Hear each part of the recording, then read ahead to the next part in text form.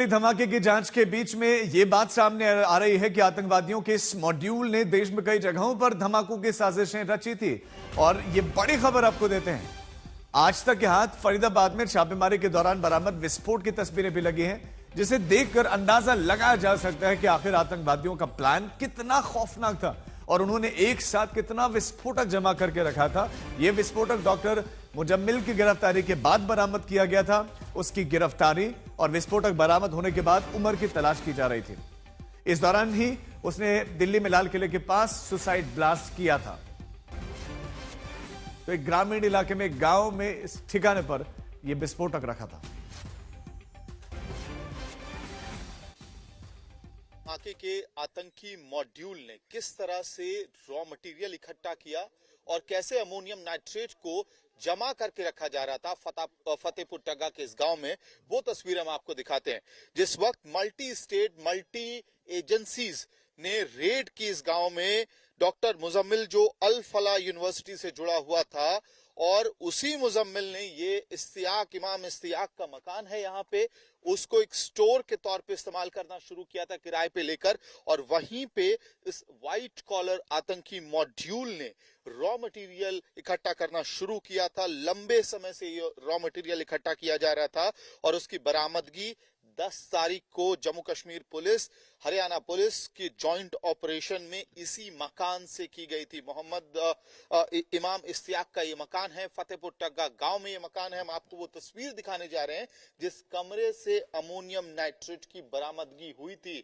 2500 kilo से ज्यादा ammonium nitrate raw material, fertilisers यानी कि विस्फोटक का पूरा रॉ मटेरियल देश को धमाकों से दहला देने की तैयारी जहां पे की जा रही थी, उसका एपी सेंटर इसी कमरे में था, जहां आप देखेंगे किस तरह से एक ऐसी जगह को चुना गया इन आतंकियों द्वारा जिसपे किसी को शक ना हो। एक तो गांव, ग्रामीण इलाके में भी भूस की ढेरी वाला ये घर, जहां पे लगभग ये पूरा मकान खाली पड़ा हुआ है और यहां पे अलग अलग फर्टिलाइजर्स के कट्टे रखे हुए थे और इसी कमरे के अंदर अमोनियम नाइट्रेट तकरीबन 2500 किलो रॉ मटेरियल, 2500 किलो से भी ज्यादा का रॉ मटेरियल यहां पर इकट्ठा किया गया था।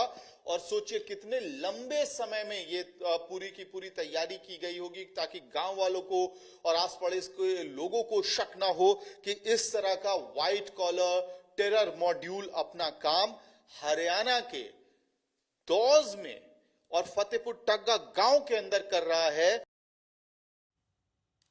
हमारे संवाददाता अमित भारद्वाज इस खबर पर हमारे साथ जुड़ गए। अमित, तो ये अल्फला कनेक्शन भी आप बताएं और आप तो उस गांव में भी गए जहां विस्फोटक इतना बड़े पैमाने पर रखा गया था और किसी को मालूम ही नहीं कि यहां विस्फोटक रखा जा रहा है।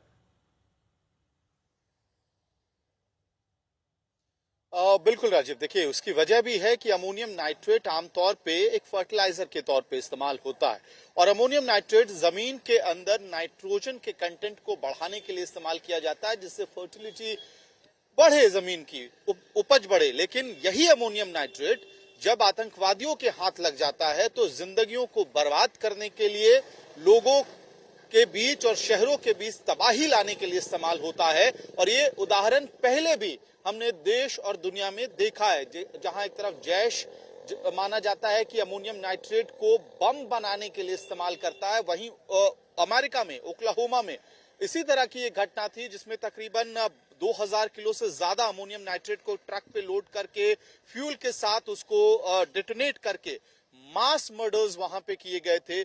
चीन में इस तरह की घटना हुई थी, तो उसी तरह का एक मॉड्यूल लगभग भारत में भी एग्जीक्यूट करने की कोशिश हो रही थी। राजीव, आप समझिए कि जिस कमरे से हम रिपोर्ट कर रहे थे, रिपोर्ट दिखा रहे थे अपने दर्शकों को, वहां पे 2500 किलो से ज्यादा अमोनियम नाइट्रेट और अलग अलग रॉ मटेरियल इकट्ठा किया गया था। उसका एडवांस स्टेज का रॉ मटेरियल उस गांव से कुछ दूरी पर 12 अलग सूटकेसेस में इकट्ठा किया गया था, जिसको एजेंसीज ने अपने कब्जे में लिया और वो धमाका कश्मीर में हुआ। उस धमाके में कितने लोगों की जान गई? 300 केजी लगभग वो माना जा रहा था तैयार मटेरियल था। तो बड़ी तैयारी थी देश को दहलाने की। राजीव, ठीक है अमित, बहुत शुक्रिया अमित आपका इस तमाम जानकारी के लिए। दिल्ली ब्लास्ट से जुड़े हुए आतंकवादियों के बिल्कुल हमास जैसे पैटर्न को लेकर भी खुलासा हुआ है।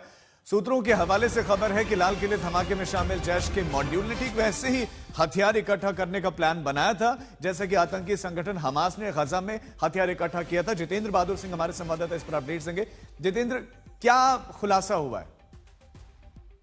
और देखिए, एनआईए सूत्र ये बताते हैं आज तक को कि जिस तरीके का पैटर्न इस्तेमाल जो ये फरीदाबाद मॉड्यूल कर रहा था, उस पैटर्न का इस्तेमाल गजा में जो है वो हमास करता रहा है, क्योंकि गजा में अल-शिफा हॉस्पिटल में भारी मात्रा में इन लोगों के द्वारा विस्फोटक हमास के द्वारा इकट्ठा किए गए। इसी स्टाइल को देखा कि जो आदिल राथर है उसको जब एनआईए ने गिरफ्तार किया, उसने बताया कि और भी जगहों पर ऐसे विस्फोटक इकट्ठा करने का उनका प्लान था। तो सूत्र बताते हैं कि एनआईए के इनपुट के आधार पर जम्मू कश्मीर पुलिस को जानकारी दी और कल देखा कि बहुत सारे डॉक्टर्स और पैरामेडिक्स के जो श्रीनगर में रहते हैं उनकी जगहों पर जो लॉकर्स हैं उनकी छानबीन की गई। तो विस्तृत जानकारी जो है एनआईए अब इस पूरे मामले को लेकर के लेना चाहता है, क्योंकि ये लगता है कि जिस तरीके से उन्होंने ड्रोन प्रोक्योर किया, रॉकेट लॉन्चर को प्रोक्योर करने की कोशिश इस मॉड्यूल के द्वारा किया जा रहा था, ये किसी बड़े और प्लान को लेकर के ये लोग चल रहे थे।